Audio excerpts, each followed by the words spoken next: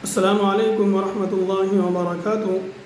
ناظرین کرام، اگر روزہ دار میں یہ تین علامتیں اور یہ تین نشانیاں ظاہر ہو جائے تو سمجھ لیں کہ اللہ تبارک و تعالیٰ کے یہاں اس کا روزہ قابل قبول ہے۔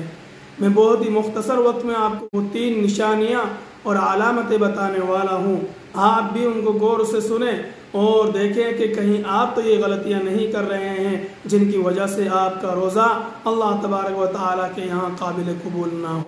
سب سے پہلی علامت اور نشانی یہ ہے، نبی علیہ السلام نے ارشاد فرمایا، جس کا مفہوم اور خلاصہ ہے کہ بہت سے روزہ داروں کو سوائے بھوکا رہنے اور پیاسا رہنے کے کچھ بھی حاصل نہیں ہوتا ہے، یعنی ان کو سوائے بھوک اور پیاس کے کچھ بھی حاصل نہیں ہوتا ہے، یعنی ان کو روزے کا ثواب نہیں ملتا ہے۔ وہ کون لوگ ہیں؟ وہ ہے غیبت کرنے والے، دوسروں کی برائی کرنے والے۔ تو ناظرین کرام، سب سے پہلی علامت اور سب سے پہلی نشانی یہ ہے کہ جس شخص نے اپنے آپ کو روزے کی حالت میں غیبت سے بچا لیا، دوسروں کی برائی سے بچا لیا، حسد اور کینہ سے بچا لیا، تو اللہ تبارک و تعالیٰ کے یہاں اس کا روزہ قابل قبول ہوتا ہے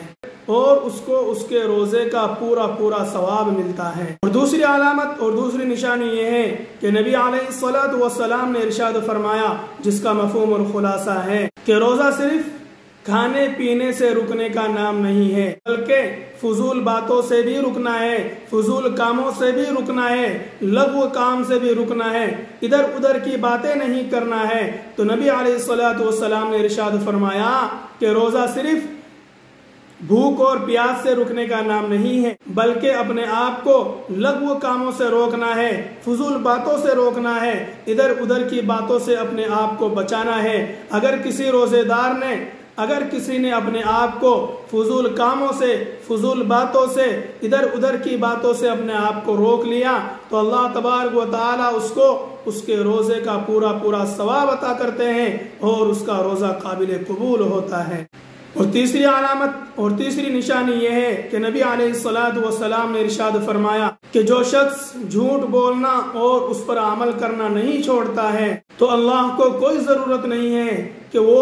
کھانے پینے سے رکا رہے، یعنی اگر کسی نے روزے کی حالت میں بھی جھوٹ بولنا اور اس پر عمل کرنا اور بات میں جھوٹ بولنا اور ہر بات میں وہ جھوٹ بولتا ہے اور جھوٹ پر عمل بھی کرتا ہے اور جھوٹ کو چھوڑنے کی کوشش بھی نہیں کرتا ہے، تو اس نے روزے کا مکمل حق ادا نہیں کیا ہے، تو اللہ تبارک و تعالیٰ کی طرف سے اسے روزے کا مکمل ثواب نہیں ملتا ہے اور اللہ تبارک و تعالیٰ کے یہاں اس کا روزہ قابل قبول نہیں ہوتا ہے۔ تو ناظرین کرام، یہ تین علامتیں اور یہ تین نشانیاں جس کے اندر پائی جائے تو سمجھ لیں کہ اس کا اللہ تبارک و تعالیٰ کی طرف سے اس کو روزے کا مکمل ثواب دیا جاتا ہے اور اس کا روزہ قابل قبول ہوتا ہے۔ اور اگر کسی کے اندر یہ تین علامتیں اور یہ تین نشانیاں پائی جاتی ہیں تو سمجھ لیں کہ اس کے روزے کا مکمل ثواب نہیں ملتا ہے اور اللہ تبارک و تعالیٰ کے یہاں اس کا روزہ قابل قبول نہیں ہوتا ہے۔ امید ہے آپ کو اچھی طریقے سے یہ باتیں سمجھ میں آ گئی ہوگی۔ آپ خود بھی ان باتوں سے بچنے کی کوشش کریں اور اپنے گھر والوں کو بھی بچائیں۔ السلام علیکم ورحمۃ اللہ وبرکاتہ۔